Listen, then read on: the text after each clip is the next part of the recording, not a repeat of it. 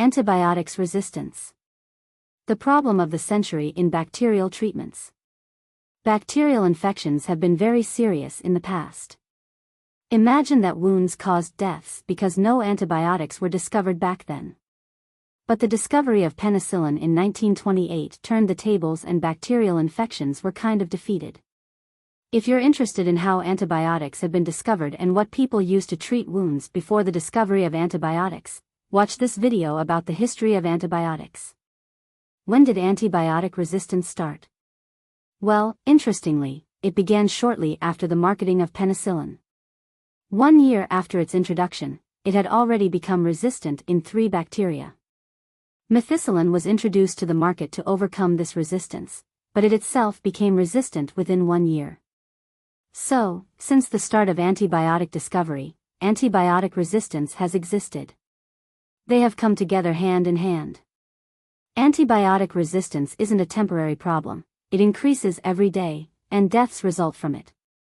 It turns us back to those days when wounds were a major concern in health. What does antibiotic resistance mean? It means that bacteria are no longer affected by antibiotics. It protects itself from these antibiotics. How do these bacteria resist antibiotics? There are several ways that bacteria develop resistance to antibiotics, as well as several theories about this phenomenon. The 2 most important factors to consider in bacterial resistance, from my point of view, are the rapid way in which bacteria grow and replicate and genetic mutations. Let us explain these 2 factors. Imagine a bacterium that is growing very fast. You give it antibiotics, and it starts to decline in numbers, but there are a few bacteria that are still alive, and they replicate. This process is repeated several times until these remaining bacteria start to combat their cause of death, the antibiotics. After several generations, these bacteria begin to understand how the antibiotics terminate them and reflect on the process by which they do so. Thus, genetic factors, together with rapid growth, make the bacteria resistant. If you stop taking the antibiotics during this massive battle, you just give the bacteria an advantage in resisting the antibiotics more quickly. How do we face this bacterial resistance? By using stronger antibiotics than the ones that have been resisted at first. If that doesn't work, we shift to another. Then we could use a combination of 2 antibiotics, and so on.